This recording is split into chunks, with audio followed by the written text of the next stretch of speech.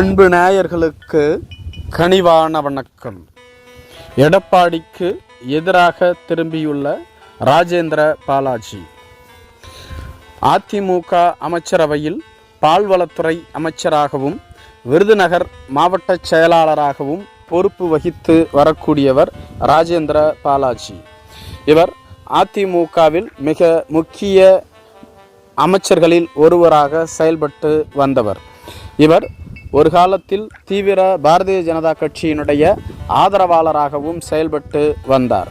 மோடி எங்கள் டாடி என்று கூறும் அளவிற்கு பாரதிய ஜனதா கட்சியின் மீது பற்று கொண்டவர் போன்று செயல்பட்டு வந்தார். இவர் மீது ஊழல் வழக்கு பதிவு செய்யப்பட்டது.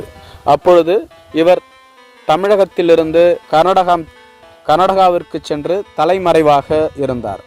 பின்பு கர்நாடக போலீஸ் உதவியின் மூலம் தமிழக போலீசார் கர்நாடகாவிற்கு சென்று இவரை கைது செய்தார்கள். அதன் பின்பு திமுக அரசிற்கு எதிராக இவர் கூறக்கூடிய கருத்துக்களை குறைத்து கொண்டார். அதோடு அமைதியாகவும் இருந்து வந்தார். தற்பொழுது அதிமுகவில் எடப்பாடி பழனிசாமி அவர்களினுடைய தலைமையின் கீழ் செயல்பட்டு வந்த இவர் அதிமுகவில் எடப்பாடி பழனிசாமியினுடைய செயல்பாடுகள் சரியில்லை என்று கூறப்பட்டு வருகிறது. மேலும் இவர் சசிகலாவிற்கான ஆதரவு நிலைப்பாட்டில் இருந்து வருவதாகவும் சொல்லப்பட்டு வருகிறது.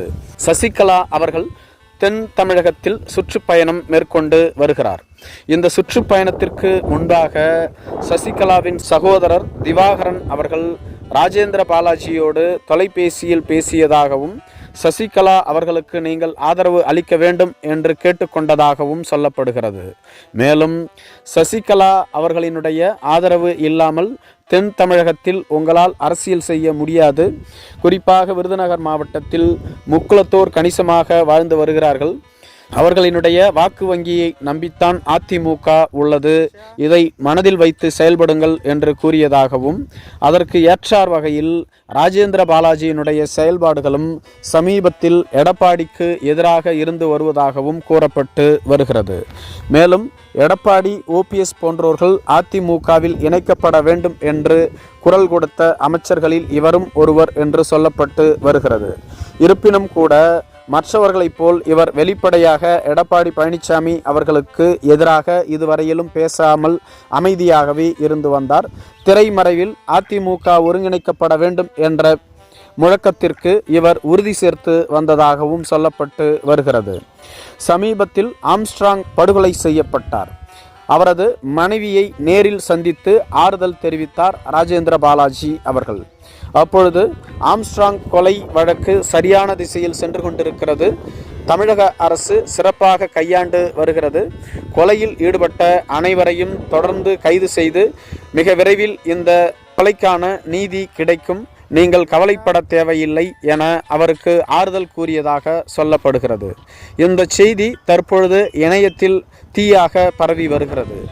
அதிமுகவின் பொதுச் செயலாளரான எடப்பாடி பழனிசாமி அவர்கள் தமிழகத்தில் சட்டம் ஒழுங்கு சீர்குலைந்து விட்டது, எனவேதான் ஒரு கட்சியினுடைய மாநில தலைவர் படுகொலை செய்யப்பட்டுள்ளார், ஒரு கட்சியின் மாநில தலைவருக்கே இங்கு பாதுகாப்பு இல்லாத போது மற்றவர்களுக்கு எப்படி பாதுகாப்பு இருக்கும் என முழங்கி வருகிறார். மேலும் கள்ளக்குறிச்சி விஷசாராய சம்பவம், ஆம்ஸ்ட்ராங் கொலை வழக்கு, இதை இரண்டையும் கையில் எடுத்து சமீபத்தில் எடப்பாடி பழனிசாமி அவர்கள் அரசியல் செய்து வருகிறார் திமுக அரசிற்கு எதிராக.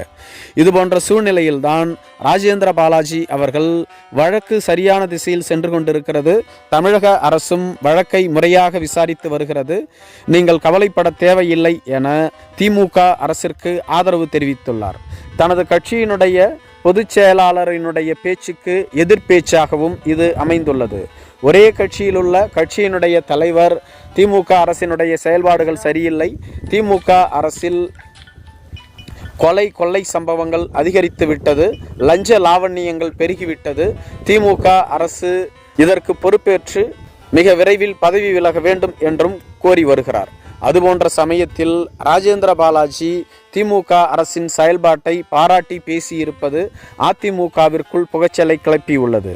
மேலும் இவர் சசிகலாவிற்கு ஆதரவாக இருந்து வருகிறார் என்ற குற்றச்சாட்டும் எடப்பாடி பழனிசாமி அவர்களுக்கு சென்றுள்ளதாகவும் சொல்லப்பட்டு வருகிறது. எனவே ராஜேந்திர பாலாஜி அவர்கள் எப்பொழுதும் போல் சர்ச்சைக்கு உள்ளான வகையில் பேசினாரா அல்லது உண்மையாகத்தான் இவ்வாறு பேசுகிறாரா என்ற குழப்பம் அனைவருக்கும் எழுந்துள்ளது. இவர் அவ்வப்பொழுது முன்னுக்கு பின் முரணாக கூறி சர்ச்சைகளில் சிக்குவது உண்டு. அதுபோன்று ஏதாவது பேசியிருக்கிறாரா அல்லது உண்மையாக எடப்பாடி பழனிசாமிக்கு எதிராகத்தான் பேசினாரா என்ற குழப்பம் அனைவர் மத்தியிலும் எழுந்துள்ளதாக கூறப்படுகிறது. எடப்பாடி பழனிசாமி அவர்களை தொடர்ந்து தென் தமிழகம் மற்றும் டெல்டா பகுதியினுடைய அதிமுகவினுடைய மாவட்ட செயலாளர்கள், முன்னாள் அமைச்சர்கள், ஒன்றிய கழக நிர்வாகிகள் என எதிர்த்து வருகிறார்கள். சசிகலா, OPS போன்றவர்களுக்கும் இவர்கள் தொடர்ந்து ஆதரவு அளித்து வருகிறார்கள். எனவே ராஜேந்திர பாலாஜி எடப்பாடி பழனிசாமியை எதிர்க்க துணிந்து விட்டாரா, எடப்பாடி பழனிசாமிக்கு எதிராக இவ்வாறு பேசி வருகிறாரா என்ற கேள்வியும் எழுந்து வருகிறது. மேலும் டெல்டா பகுதியைச் சேர்ந்த 3 அமைச்சர்கள் மிக விரைவில் சசிகலா அவர்களை சந்திக்க உள்ளார்கள் என்ற செய்தியும் வெளியாகி உள்ளது. இதேபோன்று தென் தமிழகத்தில் சேர்ந்த முக்கிய நிர்வாகிகள் மிக விரைவில் சசிகலாவை சந்திப்பார்கள் என்று சசிகலாவினுடைய சகோதரரான திவாகரன் அவர்கள் அறிவித்திருந்தார்கள். இந்த நிலையில் தென் தமிழகத்தைச் சேர்ந்த செல்லூர் ராஜு அவர்கள் தொடர்ந்து சசிகலா, OPSக்கு ஆதரவாகவே பேசி வருகிறார்.